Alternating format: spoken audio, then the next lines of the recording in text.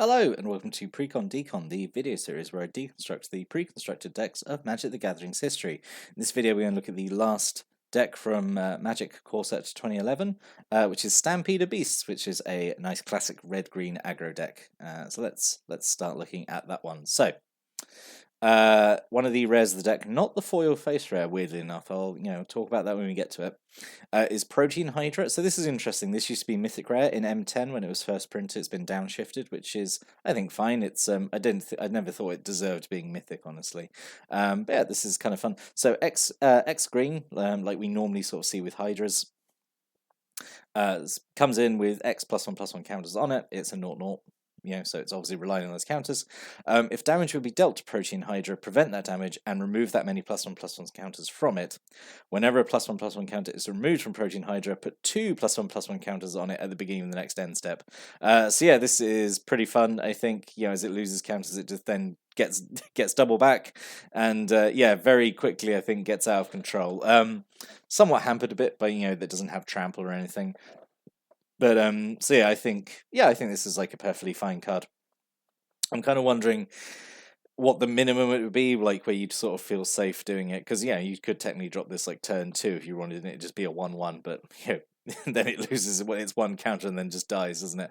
I guess I wouldn't cast this personally with less than 4 counters on it. Yeah. If you can find a way to give it permanent toughness, then you're like laughing, honestly, because the +1/+1 counters kind of reminds me actually of the Phantoms from Judgment, way back in the day, in that the damage prevention is not reliant on the +1/+1 counters. Like +1/+1 counters being removed, it's just like, well, if you got them, you lose them, but if you don't, you're fine. So that's pretty interesting. If you can find a way to give it permanent toughness, then you just prevent all damage that we dealt to it, which is, yeah. So there we go. Secret bit of tech there. But yeah, I think this is a pretty fun card to have. Then something a bit more straightforward, Dustdale Worm, 5 and 2 green, just 7/7 trample. Yep, just big old smashy worm. Yep, like to see it. Good. Just, I mean, yep, it's perfectly costed, 7 mana for a 7/7. Yep, perfectly fine. Yep, good card. Kind of outdone by, the most recent set, Palaka Worm, which, was a 7/7 trample and gained you life and drew you card, but, it's fine. For a core set, this is fine. Palaka Worm honestly should be rare anyway, but it is. I mean, it is rare now, but, at the time it should have been rare. Anyway, 2 Garrick's Pack Leader, so 4 and a green for a 4/4. Whenever another creature with power 3 or greater enters the battlefield under control, you may draw a card. This is really, really good. A lot of the deck is creatures with power 3 or more. So being able to draw a card off every big creature you play is really, really good. This, I know, like, Garrick is not in the deck itself, but like this synergizes with one of his loyalty abilities where he makes a beast token. So yeah, this is like a really good card, and just being like a 5 mana 4/4 anyway is okay. So yeah, this is like a really strong card. Really good. There's 2 of them as well, actually. Like really, really strong card to have in here, I think. 2 Awakener Druids, so 2 in a green. This is a reprint from M10. When it ends the battlefield, you make a forest into a 4/5 green tree folk for as long as Awakener Druids on the battlefield, which is pretty fun. If you cast this, I guess turn 4, and you target a forest that you've had out, since last turn, then it's essentially making a 4/5 haste, which is interesting.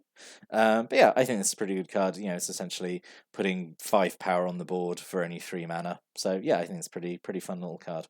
Obviously, you got to keep him alive to keep your big tree folk around, but yeah, at least then I know he's serving as kind of a distraction target, I suppose. Like, deal with this guy so you get rid of the tree folk, and then they're not targeting something else. So yeah, Awakener Druid is pretty fun, I think. 2 Prize Unicorns, 3 in a green for a 2/2, has a lure effect. Lure effects are always super strong because you can attack with everything else. Your opponent blocks Prize Unicorn with everything they've got, all your other stuff gets through. Yeah, lure effects are always really very strong. And I hadn't actually really noticed until recently. I can't think of the last time we've had like just a straight up like lure effect like this. They seem to have been dialed back a little bit. I mean, I could be completely wrong, and I might be just having a bit of a brain fart. It is possible. I am old, but yeah, I can't think of like a creature recently that has this kind of lure effect anymore. So yeah, but I'm sure someone in the comments will correct me. But yeah, Prize Unicorn is super good. A single Sacred Wolf, so 2 and a green for a 3/1, has hexproof, which is perfectly fine.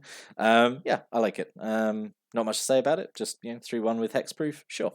Stops it being killed off by stuff like Prodigal Pyromancer or just kind of like a tiny little burn spell. A good recipient for an aura, I suppose. Yeah, I think it's good.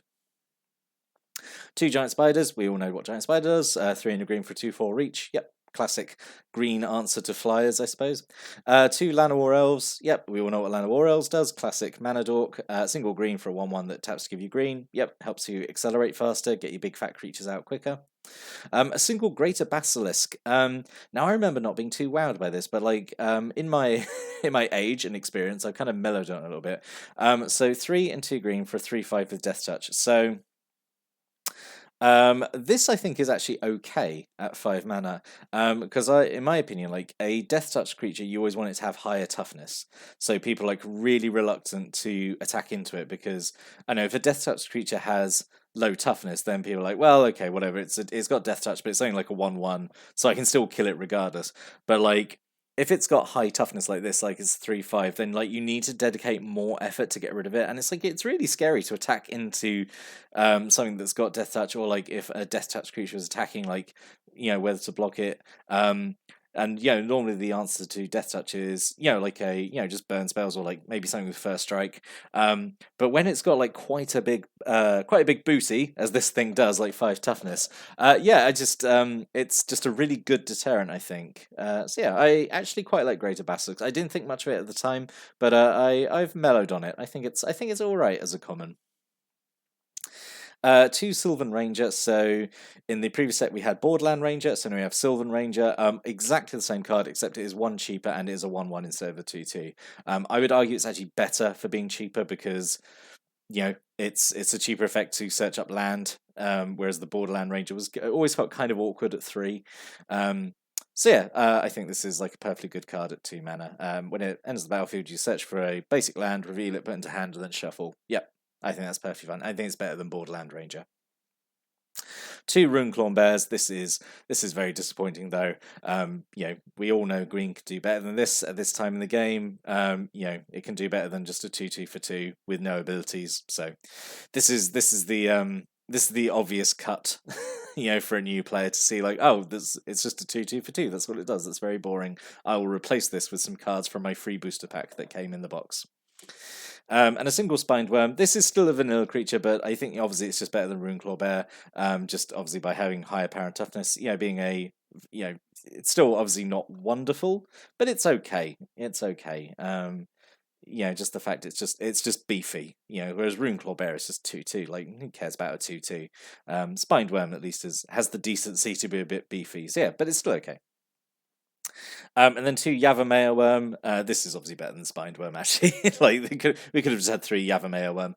I don't know. This artwork I always found slightly hilarious. Like it's like yodeling or something. I don't know. It's something always a bit funny about this artwork to me. So just 4 and 2 green. This is actually also a really nice reprint back from Urza's block, which was it used to be such like a powerhouse creature back at back in back in school days where we used to play Urza's after school. Anyway, 4 and 2 green for a 6/4 trample. Yep, perfectly fine. Yeah. So the foil face rare, and it's really weird amongst all the core set decks, actually, that the green-red deck, its foil face rare, is not a creature, but a sorcery, which it's the only deck to do that. All the others have creatures, their foil face rare.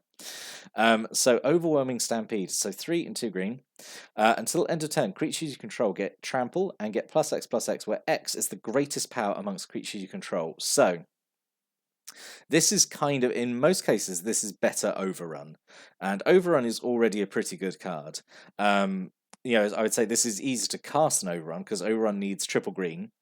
And Overrun is set at just like +3/+3 in trample, whereas this can potentially be a hell of a lot more than +3/+3. There is always the risk, I suppose, that I don't know, you could have a very niche scenario where this doesn't give at least +3/+3. I don't know. But most of the time, this is going to be giving more than +3/+3, and yeah, it just makes into a really big, huge, swingy, just combat phase where you just attack with everything. Everything is buffed up hugely. It's all got trample.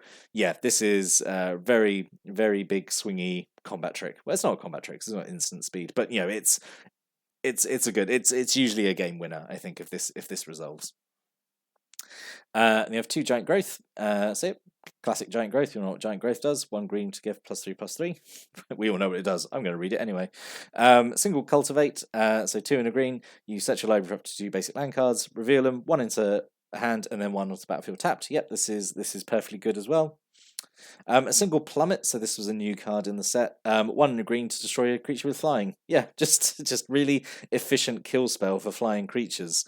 Yeah, really good actually. Obviously niche. There's going to be times where like this just doesn't have a target.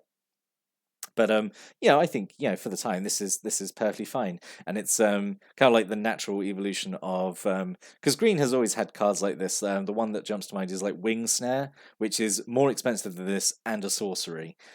These days we're kind of sport for choice. Like I think of the most recent one I think of is Broken Wings, which is like 1 more than this, and it's naturalize or this effect. So yeah, we are really kind of sport for choice these days in these kind of things. But at least that means it kind of always has a target, whereas this is a bit more niche. But at the time, this was absolutely fine. A single nature spiral, 1 in a green sorcery. You get a permanent card from your graveyard back into hand. So yeah, always like it when green gets a recursion ability like this, and most of the things you want to get back in the deck are permanents anyway. So yeah, this is perfectly fine. And a single back to nature, 1 in the green, instant destroy all enchantments. Yep. So yeah, I don't think you have any enchantments in the deck, so this doesn't affect you at all. So yeah, perfectly fine. Yeah, I don't think so. I can't remember any enchantments. Anyway, if I've forgotten one, I'm sure someone will correct me. Like, oh, you forgot this one that you talked about for 10 minutes. I don't know, whatever. But yeah, this was a new card in M11 as well. Kind of it's just Tranquility, like classic Tranquility, but cheaper, which is fine for a symmetrical wipe, I think. And then moving on to the red cards, we have a single Act of Treason. Yep, good. Always like to see Act of Treason. Really nice to steal a creature and then swing it back at the back at its owner. That's always fun, especially if you can pair it up with the overwhelming Stampede. Single Fling. Oh my god, Active Treason and Fling is such a lovely combo. I'm really glad both are in this deck. Yep, so Fling, 1 in a red, sacrifice a creature, and it does damage equal to the sacrifice creature's power to target creature player. So, Active Treason, swing with the creature, opponent doesn't block, it's like, well, I don't want to kill my creature, it's fine, I'll get it back at end of turn anyway, and then end of turn you're like, haha, lol, Fling. And you do some more damage and kill it. So yeah, really, really nice combo, really happy it's that's in this deck. And then a single Chandra's Outrage, 2 and 2 red, does 4 damage to a creature and 2 damage to that creature's controller. Yep, this is just a really solid kind of burn spell. 4 damage is quite, it's quite a chunky amount of damage, so it kills like most creatures, and also doing a bit of damage spilling onto the controller as well is really nice. And a single Lightning Bolt, which is obviously just the super efficient burn spell, just a single red for 3 damage. We have a Fireball as well, which goes quite nicely in this deck. You've got a few, obviously, effects that ramp up your mana. You've got, like, Cultivate and Llanowar Elves, that kind of stuff. So yeah, Fireball is, quite nice in here as an X spell. And Lava Axe as well, just a more expensive burn spell, but, it's still fine. It's still 5 damage direct. Yeah, which is, again, not to be sneezed at. And then we have a single Whisper Silk Cloak, which is, I feel a bit of a weird inclusion, but I'm very grateful it's in here. So 3 mana, equipped creature is unblockable, and it has Shroud, and equipped 2. So yeah, you just whack this on, I know, any decently big creature, and just go to town with it, and just be secure in the fact that just like, right, well, nothing can block it, nothing can target it, and you just smack Faith with, I don't know, a really stealthy worm, which is always a funny mental image. Always think it's funny in the the narrative of the game of like, what is actually happening when I equip my worm with a Whisper Silk Cloak? Like, what is that mental image? Anyway. And then 8 mountains, 16 forests. Yep, perfectly fine. So what could have been? So alternate rares, I don't think there's any really good alternate rares. I think all these, I think I've said it before, but all these M11 decks are basically using, I think, the best rares that could be in the set. Yeah, I think it's perfectly fine. I think they're very well put together. Some alternate options, maybe acidic slime would have been okay in here, like 3 and 2 green, 2/2 death touch, and it basically does creeping mold when it comes in. So destroys an artifact or a enchantment or a land. Just very good like utility creature. Cuddle Troll would have been nice in here as well, like just a big chunky beat stick with regeneration. That would have been okay. I don't know what instead of, honestly. Maybe, well, that's uncommon, isn't it? So that limits the options. I don't know. But, yeah, it could have been nice in here. And Garrick's Companion, this 100% should have been here instead of the Rune Claw Bears, which are, obviously garbage. Because this combos with Garrick's Companion. And also, this caused like a little bit of chatter at the time because it was like 2 green mana for a 3/2 trample with no drawback, and it's super aggressively costed. I would say even by today's standards, like 2 green for a 3/2 with trample is like is still pretty good, honestly. And so back in the dark ages of 2010, this was crazy, like for this to be common. So yeah, this Garrett's Companion should have 100% been in here. I think instead of Runeclaw Bears, but then I don't know, would have been maybe too good. But yeah, that's just what I think. So overall, yeah, like again, this one's really, really solid. Like all the M11 decks, I think they've all been really, really good. Honestly, looking at them, none of them have like jumped out as being like absolutely standouts. In my opinion, they've all been, they've been solid, but none have like really grabbed me and be like, oh my god, this deck's amazing. They've all just been really, really good, and especially after like the really disappointing Zendikar decks, these have been so nice, and like it's so. I know maybe part of that is just because they're back up to 60 cards, so you can have like more consistency and I don't know, more cards, I guess. Like I don't know. But yeah, overall, I think this one's really, really good. You've got thoughts, comments, stories, opinions about this deck. Stick them in a comment below, or just any of the M11 decks. Just put a comment below. Always like reading people's comments. But we are now done with M11, so we're now going to move on to Scars of Mirrodin block, which is I'm very conflicted about Scars of Mirrodin block. I do like it, but I am going to have, I think I'm going to have a little bit of a rant about Infect, because Infect is a very polarizing mechanic, and there is so much of it, in Scars and Mirrodin block. But we'll get to that when we get to that. But yeah, thanks for watching and listening. Have a great day, and yeah, we'll see you in the next video where we talk about Scars and Mirrodin.